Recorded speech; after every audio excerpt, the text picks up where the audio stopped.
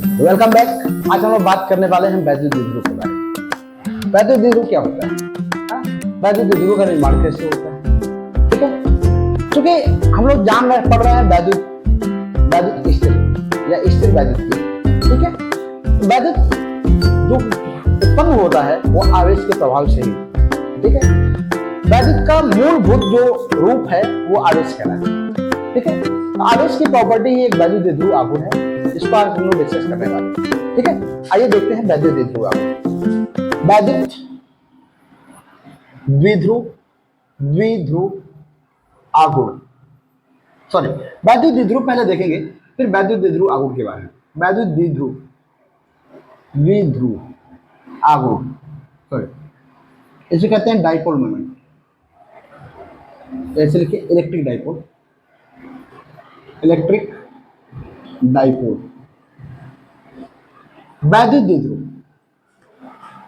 द्विध्रुव एक प्रकार की ऐसी संरचना होती है ना, जिसमें दो प्रकार के आवेश होते हैं, दो विपरीत आवेश होते हैं।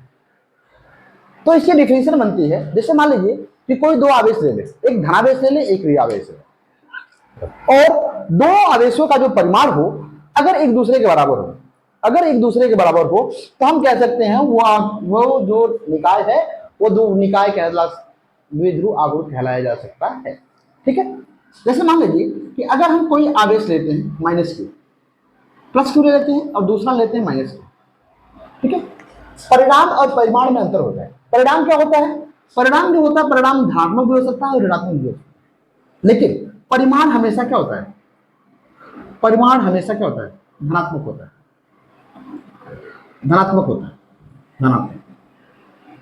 ठीक है, तो अगर मान लीजिए कि माइनस क्यू का मॉड ले लें और प्लस क्यू का मॉड ले लें, दोनों की वैल्यू कितनी आएगी? प्लस क्यू ही आने वाली है। ठीक है, दोनों वैल्यू प्लस क्यू ही आने वाली।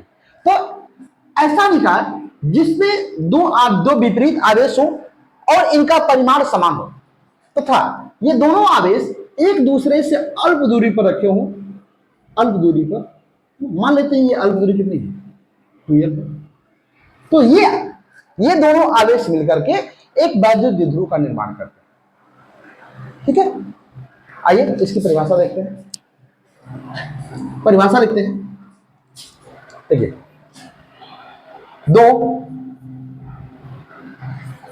दो समान परिमाण तथा विपरीत प्रवृत्ति के आवेश एक दूसरे से अल्प दूरी पर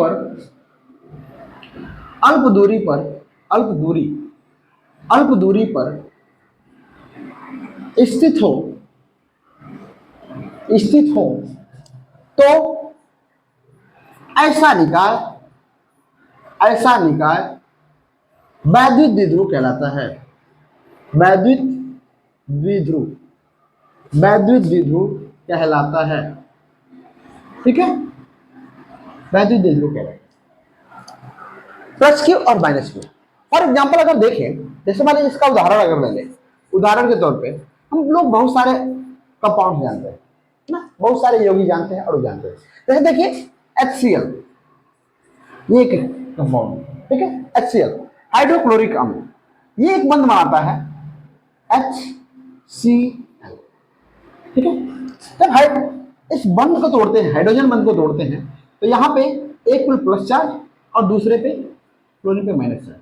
जितना ये हाइड्रोजन धनावेशित है उतना ही ये क्या है? ऋणावेशित। ये धनावेशित है, ये ऋणावेशित है। दोनों आवेश बराबर है, परंतु एक दूसरे क्या है? विपरीत। ये ऋणावेशित है, ये धनावेशित है, परंतु इनका परिमाण जो है क्या है? बराबर है। तो ये एक वैद्युत द्विध्रुव का एक अच्छा उदाहरण माना जाता है, HCl। दूसरा अगर बात करें NaCl, सोडियम क्लोराइड। ठीक है, इसको भी ऐसे तोड़ लेंगे, Na प्लस Cl माइनस। तीसरा उदाहरण की बात करें H2O, जल। ठीक है, अब आप कहेंगे कि जल, इसमें तो दो हाइड्रोजन अणु, क्योंकि हम जानते हैं कि जो ऑक्सीजन होता है, ऑक्सीजन की ऋणात्मकता 2 होती है, विद्युत ऋणात्मकता 2 होती है, और एक होता है हाइड्रोजन का। तो ये हाइड्रोजन इसके साथ मिलकर के ये बनाएगा और और इसके साथ मिलकर के ये बनेगा। ठीक है, तो यहाँ पे दो वैद्युत द्विध्रुव का निर्माण होता है। अगर हम बात करें तीसरे उदाहरण की, NH3, NH3 में क्या माइनस माइनस, ठीक है, यहाँ पे H प्लस ले लेते हैं, यहाँ पे H प्लस ले लेते हैं, यहाँ पे H प्लस ले लेते हैं, एक ये या फिर तीन वैद्युत द्विध्रुव का निर्माण होगा। ठीक है, तो वैद्युत द्विध्रुव क्या लगता है? इस प्रकार की संरचना, दो समान तथा विपरीत, दो समान परिमाण तथा विपरीत प्रवृत्ति के आवेश यदि एक दूसरे से अल्प दूरी पर रखे हों तो ये वैद्युत द्विध्रुव का निर्माण करते हैं। इस प्रकार का निकाय वैद्युत द्विध्रुव निकाय कहलाता है। ठीक है, आइए देखते हैं इसी संदर्भ में वैद्युत द्विध्रुव आघूर्ण। अगली टॉपिक हमारी होगी वैद्युत द्विध्रुव आघूर्ण। संरचना यही रहने वाली है। ठीक है, संरचना यही रहने वाली है। ठीक है, संरचना में कोई परिवर्तन नहीं होगा, सिर्फ इसी का मैथमेटिकल कॉन्सेप्ट है ना, गणितीय स्वरूप इसी वैद्युत द्विध्रुव का गणितीय स्वरूप वैद्युत द्विध्रुव आघूर्ण कहलाता है। गणितीय स्वरूप वैद्युत द्विध्रुव आघूर्ण कहलाता है। वैद्युत द्विध्रुव आघूर्ण, इसको हम लोग कहते हैं इंग्लिश में electric dipole moment. Electric dipole moment, electric dipole. हमने पीछे पढ़ा है कि किन्हीं भी दो आवेशों, दो समान तथा विपरीत आवेश अगर एक दूसरे से अल्प दूरी पर रखे हो तो ये वैद्युत द्विध्रुव का निर्माण करते हैं। लेकिन वैद्युत द्विध्रुव आघूर्ण के लिए हम कहेंगे दोनों आवेशों में से, क्योंकि इनके परिमाण समान, देखिए प्लस क्यू बराबर माइनस क्यू बराबर क्यू, इनका परिमाण समान है। ठीक है, तो इनकी परिभाषा हो जाएगी दोनों आवेशों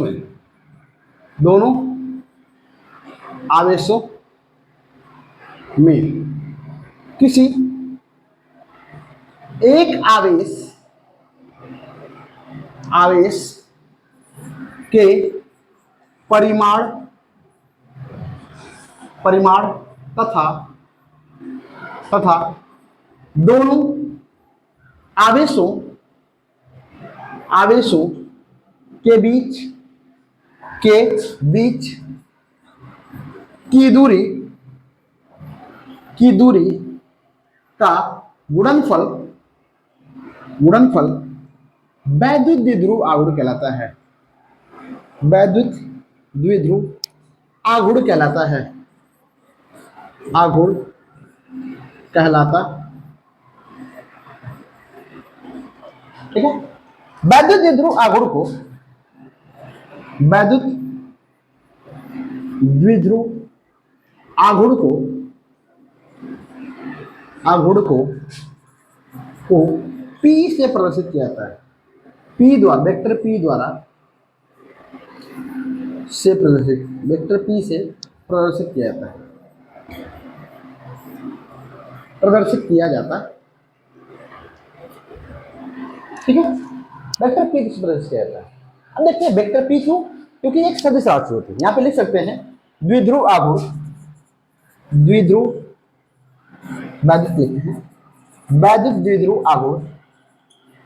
वैद्युत द्विध्रुव आघूर्ण एक सदिश राशि। सदिश राशि का मतलब ऐसी राशि जिसमें दिशा हो, परिमाण के साथ साथ दिशा हो, वो राशि सदिश राशि कहलाती है। वे राशियां जिनमें दिशा नहीं हो, सिर्फ परिमाण हो, उसे हम कहते हैं अदिश राशि। जैसे समय हो गया, द्रव्यमान हो गया, है ना, विद्युत धारा हो गई, ये सभी ऊर्जा हो गई, ये सभी मात्रा क्या है, ये सभी राशि क्या है, अदिश राशि। ठीक है, और ये हमारी सदिश राशि, क्योंकि इसमें दिशा है। आप कहोगे सर दिशा कहाँ पे है, तो हम बताते हैं आपको। ठीक है, वैद्युत द्विध्रुव की जो दिशा होती है, देखिए हम जानते हैं कि ये धनावेश होता है और ये हमारा ऋणावेश है। वैद्युत बल रेखाएं धनावेश से ऋणावेश की तरफ चलती है। पिछली वीडियो में हमने डिस्कस किया है। ठीक है, वैद्युत बल रेखाएं धनावेश से ऋणावेश की तरफ जाती है, धनावेश से ऋणावेश की तरफ। ठीक है, लेकिन वैद्युत द्विध्रुव आघूर्ण वैद्युत बल रेखाओं के विपरीत है। तो आप कह सकते हो कि वैद्युत बल रेखाएं धनावेश से ऋणावेश की तरफ होती है, परंतु वैद्युत द्विध्रुव आघूर्ण की दिशा ऋणावेश से धनावेश की ओर होती है। दिशा क्या होगी? इसकी दिशा क्या होगी? दिशा क्या होगी? ऋणावेश से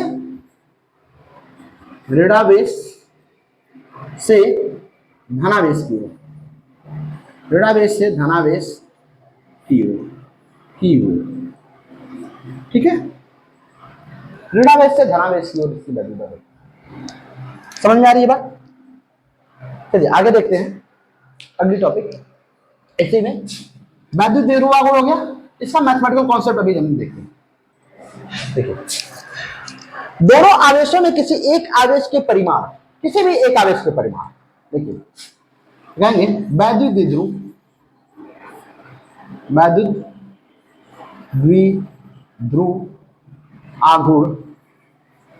आघूर्ण P बराबर, वेक्टर P बराबर Q, एक आवेश का परिमाण कितना होगा? Q, इसके बीच की दूरी 2L, Q इंटू 2L। इसको हम लोग लिखते हैं वेक्टर P बराबर 2QL। समझ आ रही है? P बराबर 2QL, ये हमारा वैद्युत द्विध्रुव आघूर्ण है, P बराबर 2QL। आगे हम देखें इसके मात्रक की बात, मात्रक यूनिट देखिए, क्योंकि अगर बात करें मात्रक की तो आवेश और लंबाई, लेंथ, आवेश का मात्रक होता है कूलम, आवेश का मात्रक होता है कूलम, लंबाई का मात्रक होता है मीटर। तो वैद्युत द्विध्रुव आघूर्ण का मात्रक बनता है कूलम मीटर, इसका संकेत हम लिख सकते हैं कूलम मीटर, ठीक है। आगे देखते हैं बीमा,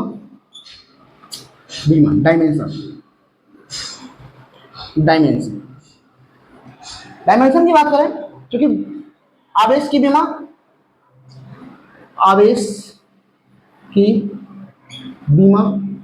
गुणे लंबाई की बीमा, पिछले वीडियो में देखे थे आवेश की बीमा होती है 80, ठीक है, इंटू लंबाई की बीमा होती है L, मीटर, ठीक है, लेंथ। तो इसे हम कहते हैं LTA। ये हमारा बनता है वैद्युत द्विध्रुव आघूर्ण की बीमा। वैद्युत द्विध्रुव आघूर्ण का फार्मूला, वैद्युत द्विध्रुव आघूर्ण की थ्योरी, फार्मूला, मात्रक और बीमा, ये सारी चीजें, ठीक है। ये जो क्वेश्चन अगर आपको पूछा जाएगा एग्जाम में, तो ये क्वेश्चन आने वाला है 2 नंबर, 2 मार्क्स। और 2 मार्क्स के लिए हमें फिगर भी ड्रॉ करना है, हमें थ्योरी भी लिखनी है, फार्मूले भी लिखने हैं, डायमेंशन भी ये यूनिट भी लिखनी है। डायमेंशन नहीं लिखेंगे कभी चल जाएगा, अगर नहीं पूछा है तो। अगर बीमा के साथ पूछा है तो बीमा भी लिखना आपको जरूरी है, ठीक है। तो आई होप आपको समझ में आ रही होगी चीजें। वैद्युत द्विध्रुव आघूर्ण नहीं समझ में आ रहा है, फिर से देख लेते हैं। वैद्युत द्विध्रुव का निर्माण हमारा हो गया, दो समान परिमाण तथा विपरीत प्रवृत्ति आवेश एक दूसरे से यदि अल्प दूरी पर रखे हो तो ऐसा निकाय वैद्युत द्विध्रुव कहलाता है। और वैद्युत द्विध्रुव आघूर्ण की बात करें तो वैद्युत द्विध्रुव में किसी एक आवेश के परिमाण तथा उनके मध्य की अल्प दूरी का गुणनफल वैद्युत द्विध्रुव आघूर्ण कहलाता है, ठीक है। अच्छा, कभी कभी किसी बुक्स में आपको यह देखने को मिलता है कि ये जो अल्प दूरी हमने 2L ले रखी है, ये अल्प दूरी A होता है, ठीक है। तो आपको घबराने वाली बात नहीं है, यहाँ पे इसका मात्रक होता है P बराबर, वही चीजें हो जाएगी, एक Q हो जाएगा, ये हमारा A हो जाएगा, ठीक है। तो यहाँ फार्मूला P इंटू A बनता है, तो इसमें घबराने वाली बात नहीं। क्यों? क्योंकि हमने 2L का जो मान है वो हमने A ले रखा है। 2L जो है वो किसके बराबर है? A के बराबर, ठीक है। तो अगर आपको सवाल भी दे दिया जाता है तो ऐसा नहीं है सिर्फ L का मान ले लेंगे, नहीं, ये 2L का मान होता है, जो डिस्टेंस होती है वो 2L का मान होता है।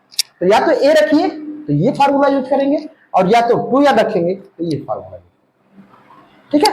तो चूंकि हम लोग जो भी इस टॉपिक में अगला जो हम पढ़ने वाले हैं, वैद्युत द्विध्रुव के कारण वैद्युत क्षेत्र की तीव्रता तथा वैद्युत क्षेत्र की तीव्रता 2 रूपों में ज्ञात की जाती है, एक अच्छी स्थिति और एक निरक्षीय स्थिति। तो उसमें हम लोग इसी का उपयोग करने वाले हैं, 2QL का उपयोग करेंगे, ठीक है। तो आप लोग इसको रख सकते हो, तो इसको नहीं, है ना। और अगर इसको आप रखते हो तो उसमें जिस तरीके से फार्मूले डिराइव किए जाएंगे उसमें आप इन्हीं का उपयोग करोगे। 2QL ना करके उसे क्या करेंगे, QA ही रखेंगे। ठीक है, चलिए आगे देखते हैं। आगे देखते हैं वैद्युत द्विध्रुव आघूर्ण तो हो गया। अब इसके कारण वैद्युत क्षेत्र की तीव्रता किस तरीके से ज्ञात की जाती है हम देखेंगे, थोड़ा सा इस पर डिस्कस करेंगे। फिर वैद्युत द्विध्रुव आघूर्ण के कारण, आघूर्ण के कारण वैद्युत क्षेत्र की तीव्रता, क्षेत्र की तीव्रता, ठीक है, वैद्युत क्षेत्र की तीव्रता चीजें समझ में आ रही है। वैद्युत क्षेत्र की तीव्रता कहेंगे intensity of electric field due to electric dipole moment, electric dipole moment, ठीक है। वैद्युत द्विध्रुव आघूर्ण के कारण वैद्युत क्षेत्र की तीव्रता, हाँ सही में आएगा। जिस तरीके से हम लोग आवेश को लेकर के, एक आवेश को लेकर के उसके कारण वैद्युत क्षेत्र की तीव्रता ज्ञात करते थे, ये कितनी दूरी पर कितनी तीव्रता होगी, ठीक है। उसी तरीके से हम लोग वैद्युत द्विध्रुव, देखिए वैद्युत द्विध्रुव में भी दो आवेश होते हैं, एक धनावेश होता है और एक ऋणावेश होता है, ठीक है। तो इन दो, यहाँ पे दो आवेश है, दो आवेश उपस्थित है, तो किसी बिंदु पर जब वैद्युत क्षेत्र की तीव्रता हम ज्ञात करेंगे तो यहाँ पे इसकी इंटेंसिटी या तो ज्यादा होगी या तो कम होगी, ये हो सकता है। तो जिस तरीके से हम लोग किसी एक बिंदु आवेश के कारण किसी बिंदु पर वैद्युत क्षेत्र की तीव्रता ज्ञात करते थे, तो हम लोग फाइंड आउट करते थे वहां पे E बराबर 1/4 pi epsilon not Q upon R square, ऐसे ज्ञात करते रहेंगे। पिछली वीडियो में आप लोग देखा होगा, अगर आप लोग नहीं देखे हो तो पिछली वीडियो जाके देख सकते हैं। वैद्युत क्षेत्र की तीव्रता, आवेश के कारण वैद्युत क्षेत्र की तीव्रता किसी बिंदु आवेश के कारण, तो इसी तरीके से इस पे ज्ञात करेंगे। तो यहाँ पे दो स्थितियां बनती है, देखिए ये एक एक्सिस, एक निकाय है, यहाँ पे एक सिर्फ बिंदु आवेश था, तो बिंदु आवेश के कारण किसी भी डायरेक्शन में फाइंड आउट कर सकते हैं, जैसे चाहे वैसे, सारी डायरेक्शन इसके लिए सेम है, लेकिन यहाँ पे इसके लिए अलग है। क्यों? क्योंकि इसके पास एक निकाय है तो एक डायरेक्शन भी है, ठीक है, एक डायरेक्शन भी है। तो अगर मान लीजिए कि इसको अगर रखें तो यहाँ पे दो स्थितियों का निर्माण होता है। पहला होता है अच्छी स्थिति, अच्छी स्थिति, और दूसरा होता है निरक्षी स्थिति। पहला होता है अच्छी स्थिति, दूसरा होता है निरक्षी स्थिति। स्थितियां दो प्रकार की होती है। वैद्युत द्विध्रुव आघूर्ण के कारण वैद्युत क्षेत्र की तीव्रता ज्ञात करने के लिए दो स्थितियां ज्ञात होती है, ठीक है, एक होता है अच्छी, एक होता है निरक्षी। अब आप देखोगे कि अच्छी स्थिति क्या होती है, निरक्षी स्थिति क्या होती है, ठीक है। तो देखिए हम बात करते हैं अच्छी स्थिति की। ये जो वैद्युत द्विध्रुव आघूर्ण है, अगर मान लीजिए ये यहां पर रखा है, ठीक है, तो जिस अक्ष पर रखा है, चाहे ये एक्स अक्ष हो, हम जानते हैं दो तीन अक्ष होते हैं, एक्स वाई और जेड, ठीक है, इसको ऐसे बनाते हैं, एक्स वाई और जेड, एक्स वाई और जेड, तीन अक्ष होते हैं, और ये तीनों के तीनों अक्ष एक दूसरे के लंबवत होते हैं, परपेंडिकुलर होते हैं, ठीक है। तो अगर मान लीजिए कि यह वैद्युत द्विध्रुव निकाय एक्स अक्ष पर रखा हो या वाई अक्ष पर रखा हो या जेड अक्ष पर, तो ये एक्स अक्ष के पैरेलल है, तो हम इसे एक्स अक्ष मानते हैं कि यह वैद्युत द्विध्रुव निकाय हमारा एक्स अक्ष पे रखा गया है, ठीक है।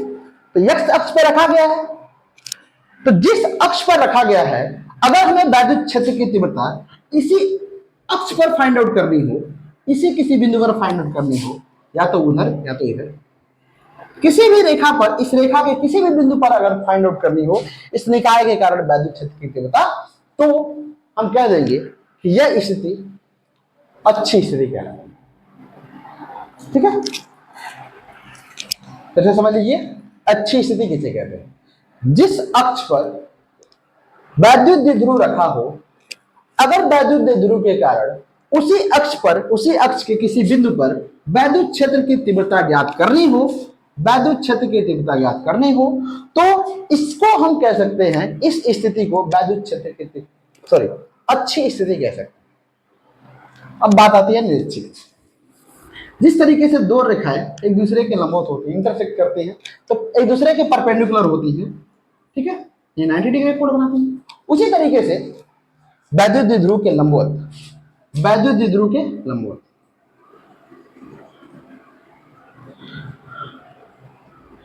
वैद्युत द्विध्रुव के लंबवत गुजरने वाली रेखा निरक्षी रेखा कहलाती है। निरक्षी रेखा कहलाती है। वैद्युत द्विध्रुव से होकर गुजरने वाली रेखा, वैद्युत द्विध्रुव के दोनों आवेशों से होकर गुजरने वाली रेखा अक्षीय रेखा कहलाती है। और वैद्युत द्विध्रुव के केंद्र से वैद्युत द्विध्रुव के लंबवत गुजरने वाली रेखा निरक्षी रेखा कहलाती है।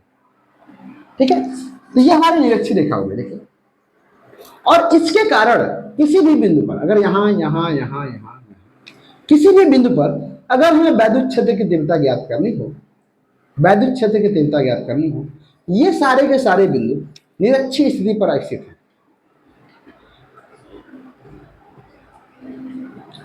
ये सारे के सारे बिंदु निरक्षी स्थिति पर स्थित है। तो इनमें ये सारी की सारी स्थितियां, प्रत्येक स्थितियां क्या कहलाएंगी? निरक्षी स्थिति कहलाएगी। तो इनके कारण इस बिंदु पर वैद्युत क्षेत्र की तीव्रता ज्ञात करना निरक्षी स्थिति कहलाता है। तो हमको जो है वैद्युत द्विध्रुव के कारण दो स्थितियां ज्ञात करनी, एक अक्षीय स्थिति, एक निरक्षी स्थिति। ठीक है, आपको अच्छी और स्थिति और निरक्षी स्थिति के बारे में अच्छी जानकारी समझ में आ रही होगी पूरी। और जब तक ये जानकारियां आपको नहीं समझ में आ रही होगी तब तक आपको अच्छी स्थिति और निरक्षी स्थिति वैद्युत क्षेत्र की तीव्रता ज्ञात करने में बड़ी कठिनाई। ठीक है, तो यहाँ पे अच्छी और निरक्षी की बात समझ में आ रही होगी। आपको नहीं समझ आ रही है, एक बार फिर से देख लेते हैं। वैद्युत द्विध्रुव से दोनों आवेशों से होकर गुजरने वाली रेखा अच्छी रेखा कहलाती है।